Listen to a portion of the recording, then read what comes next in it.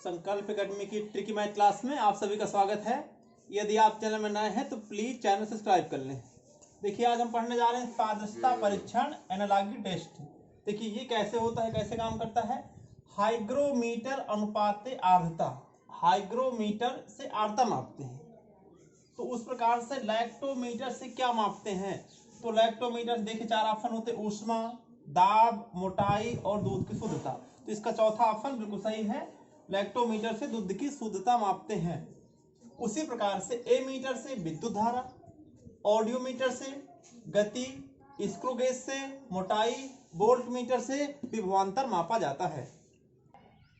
देखिए यहाँ पर जिस प्रकार से वायरोलॉजी अनुपाते वायरस, तो जूलॉजी अनुपाते जीव जंतु।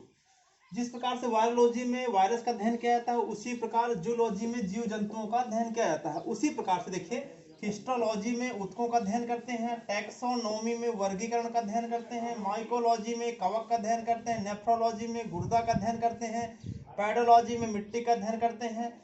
इन दो सवालों का जवाब आपको कमेंट में करना है। पैथोलॉजी में किसका अध्ययन करते हैं और एस्ट्रोलॉजी में किसका अध्ययन करते हैं, आपको कमेंट करके बताना है।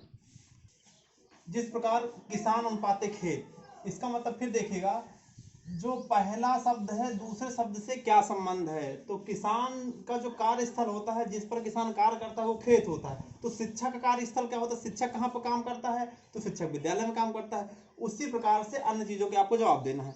देखिए उसी प्रकार से डॉक्टर अस्पताल में रहता है, वकील कोर्ट में काम करता है, बैरा रेस्टोरेंट में, इंजीनियर हमेशा अपनी साइट पे काम करता है, अभिनेता मंच पर। अब आपको इन तीन सवालों का जवाब बताना है। प्रिंटर का कार्यस्थल क्या होता है, खानसामा और मजदूर। इन तीन क्वेश्चनों का जवाब आपको कमेंट बॉक्स में देना है। मधुमक्खी अनुपाते झुंड तो खिलाड़ी अनुपाते टीम। जिस प्रकार से मधुमक्खी झुंड पर रहती है उसी प्रकार से खिलाड़ी कहाँ पर रहता है, टीम पर रहता है। तो उसी प्रकार से आपको देखना, संत किस में रहता है, हमेशा काफिला में रहता है, संगीतकार बैंड में रहता है, अंगूर गुच्छा में रहता है, डाकू गैंग में रहता है। उसी प्रकार आपको बताना है सामान कहाँ पर रहता है, फूल कहाँ पर रहता है और गायक कहाँ पर रहता है, इनके समूह का क्या नाम होता है। इन तीन क्वेश्चन का जवाब आपको कमेंट बॉक्स में देना है। देखिए 5:124 तो 7 क्या होगा। यहाँ पर देखना 5 का 124 से क्या रिलेशन है। तो 5 का वर्ग देखो, 5 × 5 = 25, 5 × 125 है ना। तो 5 का घन कर दिया जाए, अब -1 कर दिया जाए तो 124 हो जाएगा। 5 × 5 = 25, 5 × 125, -1 = 124। तो वही संबंध हम 7 से करेंगे। तो 7 × 7 = 49, 7 × 3 = 47। तो 7 का घन अब -1, तो 7 का घन होता है 7 × 7 = 49, 7 × 343 -1 तो बचेगा 342।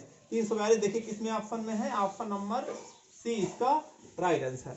क्या करना है, 7 का घन 7 × 7 = 49, 7 × 343 -1 = 342 आपका राइट आंसर।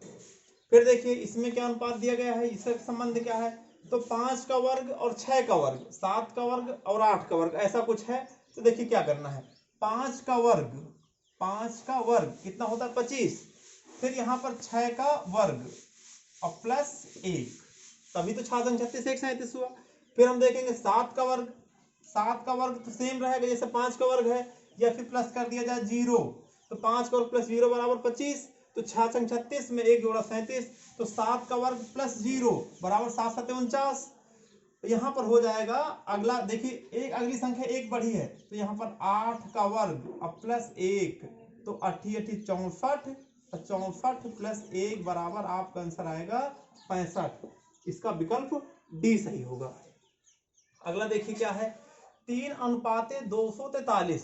तो देखिए 3 का पक्का कुछ ना कुछ होगा। तो 3 × 3 = 9, 3 × 27 = 83, 3 × 243, मतलब 3 के घाते 5। 3 × 3 = 9, 3 × 27 = 83, 3 को 243, तो 5 के घाते 5 कर देंगे हम। तो अगला 5 के घाते 3 के घाते 5 किया गया 243, तो 5 के घाते 5 कर देंगे। तो 5 के घाते 5, 5 × 5 = 25, 5 × 125, 5 × 6 = 625, 5 × 31 = 25 आपका ये 31 25 ही आपका राइट आंसर होगा, क्योंकि बीच में कोई है नहीं। तो 5 के घाते 5 आप कर देंगे तो 31 25 आपका डायरेक्ट आंसर आ जाएगा। 3 के घाते 5 तो 5 के घाते 5 कर देंगे तो 31 25 आपका राइट आंसर होगा। फिर देखिए 1 के घाते 1, तो 25 के घाते क्या होगा। अब यहाँ पर क्वेश्चन बनता है, बहुत बढ़िया सवाल फंस रहा है, देखिए जाकर के कि 1 को हो सकता है 1 रख दिया गया हो, तो यहाँ पर 25 का क्या 25 रखा जा सकता है, लेकिन 25 ऑप्शन नहीं है। देखिए यहाँ पर दिक्कत क्या होती है, जब एक की बारी आती है तो एक का घन, एक का चाहे एक के घाते जितने लगा दिया जाए, ठीक है, एक के घाते शून्य क्यों न लगा दिया जाए, उसका मान हमेशा एक ही रहता है। तो यहाँ पर एक के घाते 10 कर दो, एक के घाते 2 कर दो, एक के घाते 3 कर दो, कुछ भी कर दो तो वही संख्या आएगी। तो या तो 25 घाते, यहाँ पर एक घाते एक है, एक है, 1:1 तो 25:25 हो, तो ऐसा कोई विकल्प नहीं है। फिर हम क्या कर सकते हैं, तो कोई संख्या 25 के वर्ग या घन में है क्या, तो हम देखते हैं 25 1 26 जुड़ तो सकते नहीं, क्योंकि यहाँ पर एक में कुछ जोड़ा ही नहीं गया, इसका मतलब 26 ऑप्शन सही राइट नहीं है। 25 पंचे 625, 25 पचम 625 और 125 इसका हो नहीं सकता, 240 से कोई संबंध नहीं है, इसलिए 25 का वर्ग ही माना जाएगा। 25 पचम 625 राइट आपका आंसर माना जाएगा।